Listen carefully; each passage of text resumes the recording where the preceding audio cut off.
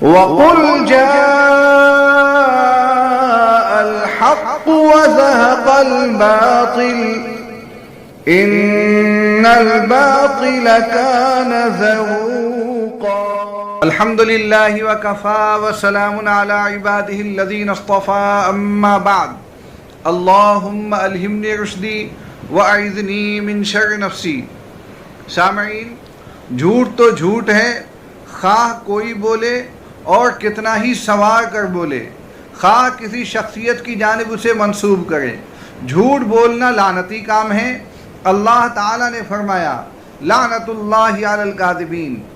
لیکن کچھ لوگ جھوٹ بولتے ہوئے ذرا بھی نہیں جھجکتے، ہلکا سا بھی نہیں ہچکچاتے، بلکہ خوش ہوتے ہیں کہ تیر مار لیا. وہ یہ سوچتے ہیں کہ اس سے اللہ کے رسول کا اخلاقی مقام بہت بلند ہوگا اور دنیا میں ہمارے نبی صلی اللہ علیہ وسلم کے تئیں اچھے خیالات پیدا ہوں گے. لیکن یہ نہیں سوچتے کہ نیکی کمانے کے چکر میں نیکیاں گنوا بیٹھے ہیں. کچھ نمونے ٹائپ کے لوگ جھوٹ بولنے میں اتنی ترقی کر جاتے ہیں کہ اللہ اور رسول صلی اللہ علیہ وسلم کے نام سے بھی اسے بے تکلف چلا دیتے ہیں. یہ جسارت عام طور پر واعظین اور خطبہ کرتے ہیں، جن کا مقصد اپنی بات میں زور پیدا کرنا اور بیان کے خاکے میں رنگ بھرنا ہوتا ہے. مگر یہ ہے خطرناک عمل، اس کی مذمت جس قدر کی جائے کم ہے.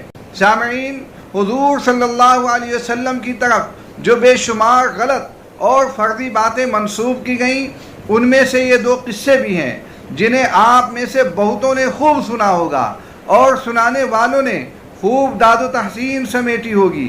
ان میں سے ایک قصہ تو بڑھیا والا ہے جسے بعض شاعروں نے نظم بھی کر دیا ہے. آپ نے یہ مطلب ضرور سنا ہوگا. لکھا ہے ایک ضعیفہ تھی کہ جو مکے میں رہتی تھی، وہ ان باتوں کو سنتی تھی مگر خاموش رہتی تھی. اس واقعے کو کئی لوگوں نے نقل کیا ہے مگر تفصیل کے ساتھ عربی زبان میں پیش کیا گیا ہے، جس کا عنوان یہ ہے قصۃ المرأۃ العجوز مع رسول اللہ صلی اللہ علیہ وسلم. پورا قصہ یوں ہے. مکہ کی ایک بڑھیا تھی جس نے نبی پاک صلی اللہ علیہ وسلم کی دعوت اسلام سے تنگ آ کر مکہ سے نکل جانے کا فیصلہ کیا. چنانچہ وہ گٹھری سر پر رکھے لاٹھی ٹیکتی راستے پر کسی مددگار کے انتظار میں کھڑی ہو گئی. تھوڑی دیر میں ایک خوبصورت جوان ملتا ہے. پوچھتا ہے، اماں جی کہاں جا رہی ہیں؟ لائیے میں آپ کی مدد کروں. گٹھری مجھے دے دیجئے، آپ جہاں جا رہی ہیں میں آپ کو وہاں تک پہنچا آتا ہوں. بڑھیا کہتی ہے، بیٹا سنا ہے شہر میں ایک جادوگر آیا ہوا ہے جس کا نام محمد ہے. جو اس سے ملتا ہے یا اس سے بات کرتا ہے وہ اسی کا ہو کر رہ جاتا ہے. میں اسی کے ڈر سے یہ شہر چھوڑ کر جا رہی ہوں، کہیں وہ مجھ پر جادو نہ کر دے اور میں اپنے آبائی مذہب اور معبودوں کو چھوڑ نہ بیٹھوں. اس خوبصورت نوجوان نے اس بڑھیا کی گٹھری اپنے سر پر اٹھا کر اس کو منزل مقصود تک پہنچا دیا اور سامان سر سے اتار کر واپسی کی اجازت چاہی. تب بڑھیا نے بہت دعائیں دیں اور کہا کہ چہرے سے تو کسی اعلیٰ خاندان کے لگتے ہو اور بہت نیک بیٹے ہو. تم نے میری مدد کی ہے، میری نصیحت مانو، تم بھی اس جادوگر سے بچ کر رہنا. ارے ہاں، میں تمہارا نام تو پوچھنا ہی بھول گئی تھی. بیٹا تمہارا کیا نام ہے؟ وہ جوان مسکرا کے کہتا ہے، اماں جی میرا نام ہی محمد ہے. آپ صلی اللہ علیہ وسلم کی زبان مبارک سے یہ کلمہ سن کر وہ بڑھیا مسلمان ہو گئی. یہی قصہ ایک دوسرے انداز میں بھی پیش کیا جاتا ہے. وہ یہ کہ ایک عورت جو مکے کے باہر رہتی تھی ایک دن خریداری کرنے مکہ آتی ہے. اس کو بتایا جاتا ہے کہ یہاں ایک شاعر ساحر رہتا ہے جو اپنی باتیں سنا کر لوگوں کو اپنا بنا لیتا ہے اور لوگ اس کی باتوں میں آ کر اپنا دین چھوڑ دیتے ہیں. تم اس کی بات نہ سننا. وہ عورت چوکنی ہو کر خریداری کرتی ہے اور پھر اپنی بھاری بھرکم گٹھری اٹھا کر مکہ سے باہر نکلنے کو ہوتی ہے کہ وہاں سے نبی پاک صلی اللہ علیہ وسلم کا گزر ہوتا ہے. آپ اس کی تکلیف و پریشانی کو دیکھتے ہیں اور پوچھتے ہیں کہ اگر آپ چاہیں تو میں یہ گٹھری اٹھا لوں اور آپ کے گھر تک پہنچا دوں. وہ عورت مان جاتی ہے اور سرکار مدینہ وہ گٹھری اٹھا لیتے ہیں، جب اس عورت کو اس کے گھر تک پہنچا دیتے ہیں تو وہ کہتی ہے کہ تم اچھے و بھلے آدمی معلوم ہوتے ہو، میری تمہیں نصیحت ہے کہ یہاں ایک شخص ہے جو نبی ہونے کا دعویٰ کرتا ہے، وہ جادوگر ہے، اس سے بچ کر رہنا۔ آپ صلی اللہ علیہ وسلم اس کی پوری بات سنتے ہیں اور فرماتے ہیں اماں جان وہ شخص میں ہی ہوں جس کے بارے میں لوگ ایسا ویسا کہتے ہیں۔ وہ عورت حیران ہو جاتی ہے اور کہتی ہے کہ جس کے اخلاق اتنے بلند اور اچھے ہیں اس کا دین بھی بہت ہی بلند اور اچھا ہی ہوگا۔ اے خدا کے پیغمبر مجھے بھی آپ اپنے دین میں داخل کر لیجئے۔ اس طرح یہ خاتون آپ پر ایمان لے آتی ہے۔ سامعین، دوسرا قصہ جسے جھوٹے طریقے سے عوام میں رواج دیا گیا وہ اس بڑھیا کے نام سے ہے جو روزانہ حضور صلی اللہ علیہ وسلم پر کوڑے پھینکتی تھی۔ یہ قصہ آج کل کے مشہور واعظ اور پیر حضرت مولانا ذوالفقار نقشبندی صاحب کی کتاب خطبات ذوالفقار میں بھی موجود ہے۔ پورا قصہ انہی کی زبانی اس طرح ہے، جو عورت نبی علیہ السلام کے مبارک سر پر کوڑا ڈالتی تھی، اللہ کے محبوب صلی اللہ علیہ وسلم نے اس کے ساتھ کیا معاملہ کیا تھا۔ وہ اکیلی عورت تھی، جب وہ بیمار ہوئی تو پورے مکے میں سے اس کی تیمارداری کے لیے کوئی بھی نہیں پہنچا تھا، اس لیے کہ اس کی کوئی حیثیت ہی نہیں تھی، گھر میں کوئی مرد نہیں تھا، صرف ایک بیٹی تھی، اس کا علاج کرنے والا بھی کوئی نہیں تھا۔ جب اس نے 2-4 دن کوڑا کرکٹ نہ پھینکا تو اللہ کے محبوب صلی اللہ علیہ وسلم نے پوچھا کہ کیا معاملہ ہے۔ پتہ چلا کہ وہ چند دنوں سے بیمار ہے اور وہ گھر پر ہی ہے۔ نبی صلی اللہ علیہ وسلم اس بڑھیا کے دروازے پر آتے ہیں، دستک دیتے ہیں، اس کی بیٹی بھاگی ہوئی آتی ہے، دروازے کے سوراخ سے نبی علیہ السلام کو دیکھ کر گھبرا جاتی ہے، ماں کو جا کر بتاتی ہے امی وہ جس کے سر پر آپ روزانہ مٹی ڈالتی تھی وہ آج ہمارے دروازے پر کھڑا ہے، لگتا ہے کہ وہ آج کہیں ہمیں جان ہی سے نہ مار دے۔ وہ عورت بھی سن کر گھبرا گئی۔ نبی علیہ السلام نے دوسری مرتبہ پھر دروازہ کھٹکھٹایا۔ ماں نے کہا بیٹی دروازہ کھول دو۔ جب دروازہ کھولا تو بچی نے پوچھا جی آپ کیسے ہمارے دروازے پر آئے؟ اللہ کے محبوب صلی اللہ علیہ وسلم پوچھتے ہیں کہ آپ کی امی ٹھیک ہیں؟ کیا ان کی صحت اچھی ہے؟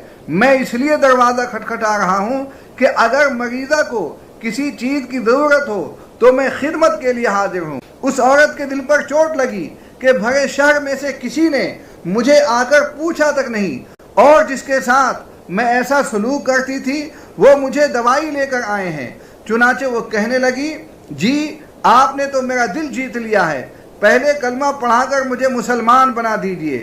خطبات ذوالفقار جلد نمبر 15 صفحہ نمبر 119۔ سامعین، یہ دونوں قصے جھوٹے، بے سند اور بے اصل ہیں۔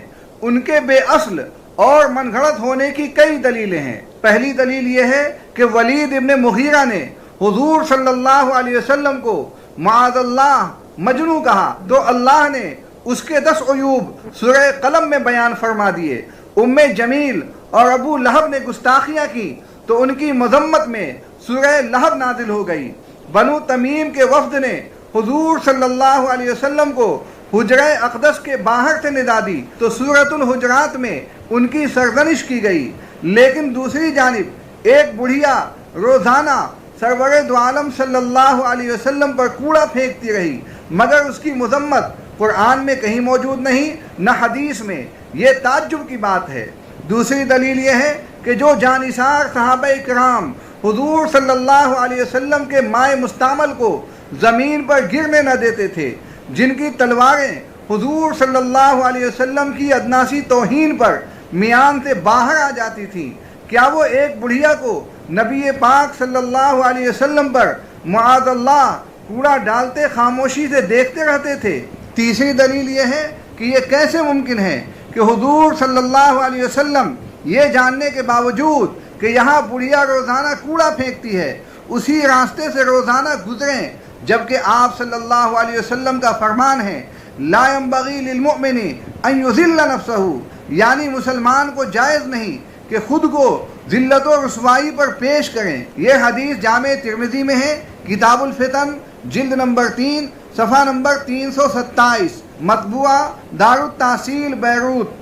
اور چوتھی دلیل یہ ہے کہ یہ دونوں قصے حدیث کی کسی بھی کتاب میں کہیں بھی موجود نہیں۔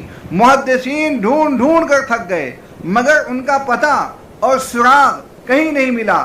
صحیح حدیث تو کیا، ضعیف حدیث تو کیا، موضوع حدیث کی کتابوں میں بھی ان کا نام و نشان نہیں۔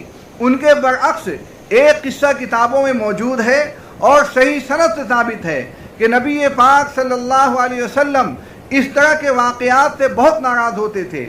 قصہ کچھ یوں ہے، کنت بین شر جارین بین ابی لہب و عقبۃ بن ابی معیط ان کانا لیاتیان بالفروس فیطرحانها علی بابی حتی انہم لیاتونا ببعض ما یطرحون من الاذی فیطرحونہ علی بابی۔ یہ حدیث حضرت عائشہ رضی اللہ تعالی عنہ سے منقول ہے۔ علامہ سیوطی رحمۃ اللہ علیہ نے اپنی کتاب الجامع الصغیر میں اسے نقل کیا ہے۔ حدیث نمبر ہے 6407۔ علامہ ابن سعد نے اپنی کتاب الطبقات الکبریٰ میں بھی اسے نقل کیا ہے، اور بھی کئی کتابوں میں یہ حدیث موجود ہے۔ اس کا ترجمہ یہ ہے کہ نبی پاک صلی اللہ علیہ وسلم نے فرمایا، میں ابو لہب اور عقبہ ابن ابی معیط دو بدترین پڑوسیوں کے بیچ میں رہتا ہوں، جو گوبر کے اوج اور بعض اوقات تکلیف دینے والی چیزیں، پائخانہ، خون وغیرہ میرے دروازے پر پھینکتے ہیں۔ تو نبی پاک صلی اللہ علیہ وسلم باہر نکلتے اور ان دونوں سے کہتے کہ عبد مناف کی اولاد، یہ کون سا پڑوس ہے؟ مطلب یہ کیا یہی پڑوسی کا حق ہوتا ہے؟ پھر اس گندگی کو راستے سے ہٹا دیتے۔ خلاصہ یہ کہ عقبہ ابن ابی معیط بھی پڑوسی تھا، لیکن اس کے کوڑا کرکٹ ڈالنے پر نبی پاک صلی اللہ علیہ وسلم اس کے لیے بھی اور اس کے ساتھیوں کے لیے بھی دعائے ہلاکت فرماتے ہیں، اور ابو لہب اور ابو عقبہ کو پڑوسی کے حقوق یاد دہانی کراتے ہیں، نیز انہیں گندگی گھر کے دروازے پر ڈالنے کی وجہ سے گندے پڑوسی قرار دیتے ہیں۔ لیکن اس عورت کو کوڑا کرکٹ ڈالنے پر کچھ نہیں کہتے، بلکہ اس کی خیریت کے لیے اس کے گھر چلے جاتے ہیں اور اس کے گھر کے کام کرتے ہیں، جیسا کہ بعض واعظین نے مشہور کر رکھا ہے۔ یہ بالکل خلاف معقول بات ہے۔ جامعہ علوم اسلامیہ علامہ بنوری ٹاؤن کراچی ان دونوں قصوں کے بارے میں لکھتا ہے، واضح رہے کہ نبی پاک صلی اللہ علیہ وسلم کی مبارک ذات سے منسوب کسی بھی واقعہ کے درست ہونے کے لیے مستند کتب احادیث میں منقول ہونا ضروری ہے۔ لہذا جو واقعہ مستند کتب احادیث میں منقول نہ ہو وہ شرعاً بے اصل ہے، اور اسے نبی پاک صلی اللہ علیہ وسلم کی طرف منسوب کر کے بیان کرنا شرعاً جائز نہیں۔ صورت مسئولہ میں جو واقعہ تعلیمی نصاب کی کتب میں منقول ہے وہ بے اصل قصہ ہے۔ مستند کتب احادیث میں ایسا کوئی واقعہ نہیں ملتا۔ لہذا نبی پاک صلی اللہ علیہ وسلم کے اخلاق کریمہ بیان کرنے کے لیے ایسے من گھڑت واقعات کا سہارا لینے کی چندہ ضرورت نہیں، اور مذکورہ قصے کی نسبت نبی پاک صلی اللہ علیہ وسلم کی طرف کرنا جائز نہیں۔ آپ صلی اللہ علیہ وسلم کو خلق عظیم کے اعلیٰ مرتبہ پر فائز ہونے کی سند خود باری تعالیٰ نے عطا فرمائی ہے، اور آپ صلی اللہ علیہ وسلم کی حیات طیبہ میں قدم قدم پر اعلیٰ اخلاقی قدروں کی بے نظیر مثالیں موجود ہیں۔ مستند ذخیرہ احادیث و کتب سیرت ان حوالوں سے بھری ہوئی ہیں۔ لہذا آپ صلی اللہ علیہ وسلم کے کریمانہ اخلاق کے واقعات صحیح اور ثابت شدہ کتابوں سے بیان کیے جائیں فقط، واللہ تعالی عالم۔ سامعین، اس میں کوئی شک نہیں کہ ہمارے آقا سید الکونین خاتم الانبیاء حضرت محمد صلی اللہ علیہ وسلم خلق عظیم کے پیکر تھے۔ ان کے بلند اخلاق کی گواہی خود رب کائنات نے دی ہے، انک لعلی خلق عظیم۔ اور پیغمبر صلی اللہ علیہ وسلم نے اپنی آمد کے مقاصد میں سے ایک مقصد یہ بھی بیان کیا، بعثت لأتمم مکارم الاخلاق، یعنی مجھے بھیجا ہی اس لیے گیا ہے تاکہ اعلیٰ کردار کی تکمیل کر دوں۔ آپ کی نیک سیرتی اور پاک طبعی بتانے کے لیے کسی فردی واقعے کی ضرورت نہیں ہے۔ قرآن و حدیث میں جو کچھ ہے وہی کافی ہے۔ موضوع حدیثیں سنانا ہرگز جائز نہیں ہے۔ نبی پاک صلی اللہ علیہ وسلم نے فرمایا من کذب علی متعمدا فلیتبوأ مقعدہ من النار، جو شخص میری جانب جھوٹی بات منسوب کرتا ہے وہ اپنا ٹھکانہ جہنم میں بنا لے۔ یہ حدیث بخاری شریف میں بھی ہے، مسلم شریف میں بھی ہے۔ اس حدیث کو علامہ نووی رحمۃ اللہ علیہ نے امام ابو بکر البزار رحمۃ اللہ علیہ کے حوالے سے کہا ہے کہ یہ حدیث 40 صحابہ سے مروی ہے، اور امام ابو بکر السیرفی رحمۃ اللہ علیہ کا کہنا ہے کہ اس حدیث کو 60 صحابہ نے روایت کیا ہے۔ شرح مسلم جلد نمبر 1 صفحہ نمبر 68۔ علامہ نووی رحمۃ اللہ علیہ کہتے ہیں یحرم روایت الحدیث الموضوع علی من عرف کونہ موضوعا او غلب علی ظنہ وضعہ، فمن روا حدیثا علم او ظن وضعہ ولم يبين حال روایته وضعه فهو داخل في هذا الوعيد مندرج في جملة الكاذبين على رسول الله صلی اللہ علیہ وسلم۔ اس کا ترجمہ یہ ہے کہ موضوع حدیث کا روایت کرنا حرام ہے اس شخص پر جو اس کا موضوع و من گھڑت ہونا جانتا ہو یا اس کے موضوع ہونے کا غالب گمان ہو۔ لہذا جو شخص کوئی ایسی حدیث روایت کرتا ہے جس کا موضوع ہونا یقین سے یا غالب گمان سے جانتا ہو اور وہ روایت کرتے ہوئے اس کا موضوع ہونا نہ بتائے تو وہ بھی اس وعید میں داخل ہے، اور ان جھوٹوں میں سے ایک ہے جو رسول صلی اللہ علیہ وسلم پر جھوٹ باندھتے ہیں۔ شرح مسلم جلد نمبر 1 صفحہ نمبر 71۔ اسی لیے علماء نے صاف صاف لکھا ہے کہ حدیث روایت کرنے سے پہلے اس کی مکمل واقفیت حاصل کرنا چاہیے کہ یہ صحیح ہے یا نہیں، اور یہ بھی معلوم کرنا چاہیے کہ اس کے راوی لائق اعتماد اور مضبوط ہیں بھی یا نہیں۔ ان حضرات نے بلا تحقیق حدیث بیان کرنے کی اجازت نہیں دی۔ امام مسلم رحمۃ اللہ علیہ اپنے مقدمہ صحیح میں لکھتے ہیں جاننا چاہیے کہ ہر اس شخص پر جو صحیح و سقیم روایات کے مابین اور ثقہ و متہم لوگوں کے درمیان امتیاز کر سکتا ہے، یہ واجب ہے کہ صرف وہی احادیث روایت کرے جس کا صحیح ہونا اور اس کے روایت کرنے والے کا قابل اعتماد ہونا معلوم ہو، اور ان روایات سے بچے جو اہل تہمت اور معاندین اہل بدعت سے وارد ہوئی ہیں۔ مقدمہ صحیح مسلم صفحہ نمبر 6۔ علامہ ابن صلاح، علامہ ابن حجر عسقلانی، علامہ ابن جماعہ، علامہ ابن ملقن، علامہ سیوطی رحمۃ اللہ علیہ اور علامہ سخاوی رحمۃ اللہ علیہ کہتے ہیں وَلَا تَحِلُّ رِوَایَتُهُ لِأَحَدٍ عَلِمَ حَالَهُ فِي أَيِّ مَعْنَى كَانَ إِلَّا مَقْرُونًا بِبَيَانِ وَضْعِهِ۔ اس کا ترجمہ یہ ہے کہ موضوع حدیث کا روایت کرنا کسی ایسے شخص کے لیے جائز نہیں ہے جو اس کا یہ حال جانتا ہو، خواہ کسی بھی سلسلے میں ہو، مگر یہ کہ اس کے موضوع ہونے کو بیان کرے۔ علامہ عبدالحی لکھنوی فرماتے ہیں جاننا چاہیے کہ تمام فقہا اور محدثین نے اپنی کتابوں میں صراحت کی ہے کہ حدیث موضوع کا روایت کرنا، اس کا ذکر کرنا اور نقل کرنا اور اس کے ثبوت کا اعتقاد کرتے ہوئے اس کے مطابق عمل کرنا حرام ہے، مگر یہ کہ اس کے موضوع ہونے پر تنبیہ کرے اور اس بارے میں تساہل برتنا حرام ہے، خواہ وہ موضوع حدیث احکام کے بارے میں ہو یا قصوں کے یا ترغیب و ترہیب یا کسی اور کے بارے میں ہو، اور اس کے نقل و ذکر کرنے میں دوسرے کی تقلید کرنا بھی حرام ہے، الا یہ کہ اس کے موضوع ہونے کا بیان بھی ساتھ میں کر دے۔ الآثار المرفوعہ فی الاخبار الموضوعہ صفحہ نمبر 21۔